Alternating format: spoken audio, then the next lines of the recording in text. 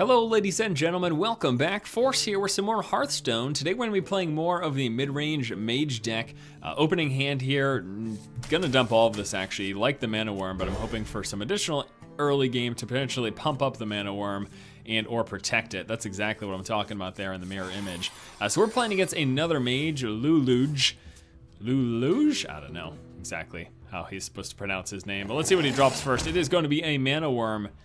Now luckily for us, we are able to Mana Worm and coin into a mirror image, which is going to protect our Mana Worm, and that is exactly the type of play that I would like to do. So let's go ahead and do that.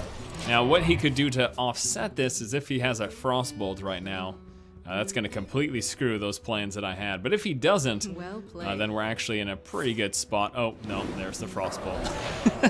So not only does he get rid of that, but he's going to get rid of one of my taunts this turn as well from that extra damage there. And unfortunately, nothing we can really do about that. I'm going to throw it on Novice Engineer right now. Let's see what we draw into. That'll be an Arcane Missile, so that could come into great use next turn, especially if he doesn't play any other creatures this turn.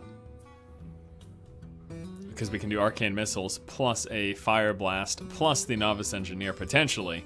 Unless the Arcane Missile's Fire Blast takes it out, then we can save the Novice Engineer. We'll see what he does this turn though. Again, that was quite unfortunate for us. We had a great open, but he had the exact response for it, which was that Frostbolt. Alright, so there is a Leper Gnome. Why don't we... Let's see how I want to do this. Oh, well, we can get a free... Doing this gives us a free Arcane Missiles, but then we also can't do anything else with that last 1 mana. So this would give us this 3 plus a potential 4. So let's start off with the Arcane Missiles, see what it hits. I'd like to save this if it's possible, but yeah, looks like it's not going to be. So we get rid of that, and I'd like to get rid of this as well. Able to clear his board there, and we are at slightly less health at the moment, but at this point, obviously still anyone's game. He hasn't done significant damage to me, I haven't done significant damage to him, and we both have the exact same number of cards in hand. He, of course, has the advantage of being 1 mana up from me. Also has the advantage of having a little more health than me. So, at this point, he is in the lead, I would say. I would say. We're gonna go ahead and drop down the Water Elemental. I think it's a good play right now. He's only got 1-2 damage in play to deal with it. He could like fireball it, but man, oh man, if that's what he uses a fireball on, then great for me, frankly, because that's damage I wouldn't be taking to the face. This is a Dark Iron Dwarf, 3 extra. And he's going for my face with that, and it just passes the turn over. Interesting. We could Dark Iron Dwarf ourselves. Could also go with this. Kind of like that.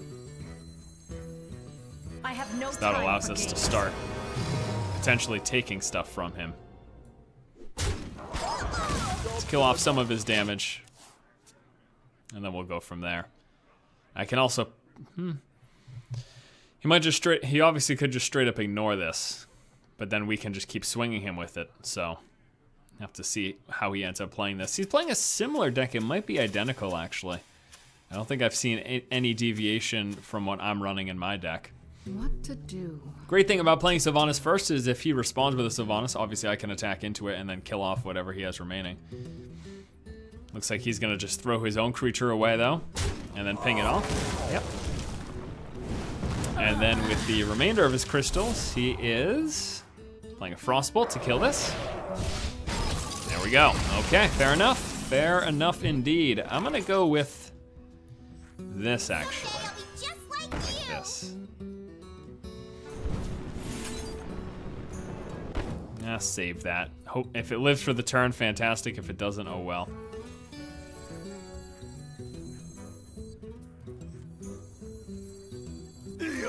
Yeah. There we go. So now we've got 9 potential damage in play. Really forces him to think about killing this. He might have another Frostbolt.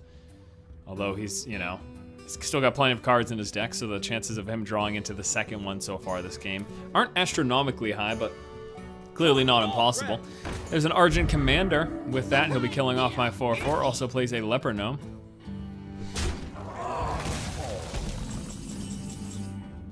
Okay, so we will be doing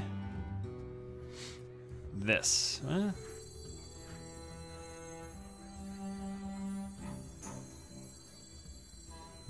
Well, let me think, actually, because I could also do... What to do? I can save those things. I'm gonna save some of that. We're gonna go like this. Gonna Frostbolt him, and then we'll hit him for 5 in the face. So able to salvage our apprentice, remove the threats that he had for our apprentice. Blizzard would hurt. Flame Strike would hurt. There is a Argent Commander, kills off my apprentice, and he will ping me for 1. Still have our commander, of course. That's really nice. So we're gonna go like this. And then the commander. And we just hope that he lives for the turn, because if we have both creatures in play, then I'm gonna play the Defender of Argus next turn. Pumping them up for 5, 6, 7, 8 damage, potentially. Getting him into Pyroblast finisher range. All right, so pings off one of them. With the remaining 7, we are gonna see a Raging Worgen. Okay. And a Harvest Golem for himself. Interesting. Well, looks like I've got a response for that. Then we go like this. And bring him down to 13. Now, game is not in the bag, but I'm feeling pretty good right now. I think we've got a good position. We've got a Divine Shield taunted creature. We've got a 5/3 and a 3/3 in play. Here's the Flame Strike. Is this really gonna be the play? There it is, ouch. We still do have the advantage, but it could turn around very quickly, so. We go like this, and now we're just hoping for the Pyroblast. Otherwise, he could have the win. He is at 6, we are 18. He could Fireball us this turn +2, and then Pyroblast next turn for the win. We must cleanse the Sunwell. There is a Shattered Sun Cleric. There is a Berserker. And a Fireball. Okay, so at this point, we basically need to top deck Fireblast or Fireball. Pyroblast! Heart of the cards. Heart of the cards. Game number 1 in the bag. Oh man, let's go ahead and move on to game number 2. Our second game against a Rogue. Not too thrilled about this opening hand. Don't mind the Novice Engineer, but we're actually hoping for one of our turn 1 drops. So let's see what we end up getting. There's Mirror Image, Arcane Missiles. Oh well, that's too bad. You know, you can't always get what you want, right? We'll just be starting off with the Mirror Image. This will give us a couple of early game taunts. Not really the best use of Mirror Image, but I'm gonna be able to stave on. It's not terrible though. While it doesn't protect any creatures, it does hold off early damage from the opponent. And the longer we can stave off the damage, the better off we're gonna be. And this is actually really nice because we have the Arcane Missiles to potentially take out some of these. There we go. End up getting one, and then we can Fire Blast the second one for a finisher. He is still gonna get rid of one of our taunts, but again, this was able to hold off some damage. Otherwise, we would have been looking at 2 to the face this turn. Or 3 from a Dagger Mastery weapon attack. But yeah, really sad opener for us. Really happy that we do have the Flame Strike though, because it looks like he is playing pretty minion heavy. So the Flame Strike is likely to come into play. That Geomancer though, I don't know that I'm gonna be able to deal with that anytime soon, and that means we might be taking some extra Eviscerate damage to the face, which is sad. Yeah, neither the first game or this follow-up game opened up ideally. So hopefully we get an ideal opening in the last game. Look at this guy. He's 5 years old. That's hilarious, dude. You're the man. All 3 of your friends think that's really cool. Okay, I'm done. I'm done the bad manners. Let's just chop some stuff until this guy makes a decision as to what to do. Yeah, he's at a pretty big advantage right now. He attacks into this. plays any creatures that he may or may not have, and then just sort of takes it from there. It looks like he finally, it's like his mom stopped yelling at him and he finally returned to the computer. I know, it's bad manners, but frankly, that's just really pathetic. All right, let's go with, gosh. Just gonna go like this, because frankly, I don't know, man. We'll have the flame strike, but throwing a fireball at that just doesn't make me happy, you know?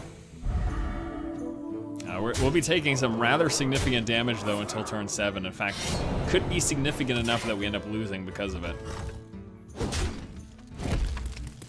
Let's see what we draw into here, though. Hopefully some value. Ah, there we go. There we go. Makes a big difference. Here we go. Go like this. Go like this. Kill that off. That makes a big, big difference. Now, this thing is dead. Super dead. Probably just an attack with that or backstab plus this 1/1. But nevertheless, we're able to get rid of his 3/3 Geomancer that gave him that extra spell power. We're able to drop down that Divine Shield, allowing us to Flame Strike effectively against the Squire in an upcoming turn. There's a backstab, and then the attack with the 1/1 is the probable play.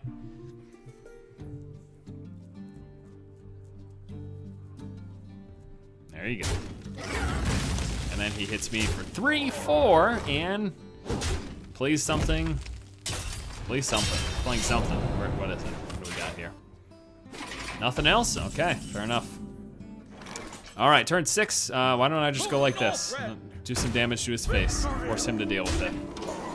We've been taking damage to the face, but now at least he has to think about what to do. He's got to pop the Divine Shield. He could attack into it.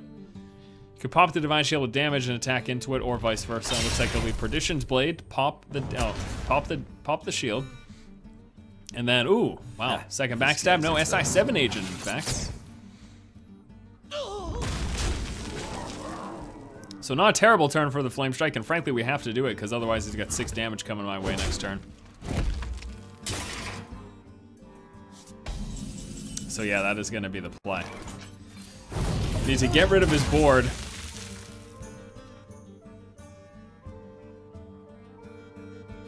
We got the Pyroblast, but we aren't in kill range. We could Pyroblast and hope for the second Pyroblast. Heart of the cards again. Oh, we might have to. This is not looking good. All right, so 2 brings me down to 12. He's got 4, 5, 6, 7, 8 damage in play for next turn. And then all he would have to do is 4, which would be a combo to Eviscerate for the win.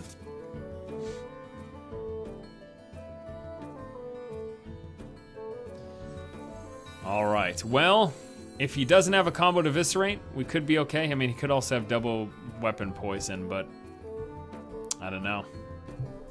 I'm not running another Flame Strike. I couldn't draw and play it even if I drew into it. I'm gonna go this way. We're gonna go like this. We just basically have to hope that he doesn't have that extra 4 damage. So he's got 8 in play, an extra 4 for the kill. Again, that would be a combo to Eviscerate. There's a Deadly Poison, so there's 3 damage.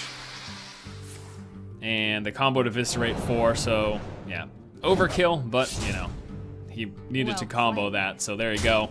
Win goes to the Rogue, the 12-year-old. Let's go ahead and move on to the third match. Our third game is against a Druid. I'm expecting mid to late game, so we're gonna try to go with a fairly decent early game start. I'll hold on to these 2. It's turn 2 and turn 3 play. Oh my God. Seeing Pyroblast in your opening hand and drawing into an Archer Commander, pretty much the last things that I wanted. Really sad. I mean, this is a mid-range deck. We don't have a ton of turn 1 drops. In fact, it's just the Mana Worm and the Argent Squire. But still, man, that's 4 cards that we could potentially get, and we just don't. All right, we're gonna drop the Sorcerer's Apprentice. Job's done. Now, either it gets clawed and dies right now, clawed or wrathed, or it lives, and we get to do Frostbolt for 1 plus a Fire Blast. And if it dies, well, it still forces him to use something. So there's 3. It's gonna be a Harvest Golem. Oh my lord, that is perfect, because we have the perfect response for it. 3 damage for 1 because of our apprentice. Follow it up with 2 damage to the face. Now it's sad because we had to use a Frostbolt on it. I mean, either way, Harvest Golem is so much value. You've got to do so much to get rid of it. I mean, it's gonna be the same case for us. If we play Harvest Golem next turn, he's gonna have to do a lot to get rid of it, so. Can't feel too bad about it. All right, so let's Harvest Golem. Sergeant Squire. He's got a kill for our apprentice this turn in the 1/2 plus a shapeshift into it. He could also swipe. There's a swipe. Doing 1 across the board, and then he'll get rid of the 3/1. Now we still have 3 damage in play though, so hey, no problem. Thanks for playing. All right, drop him down.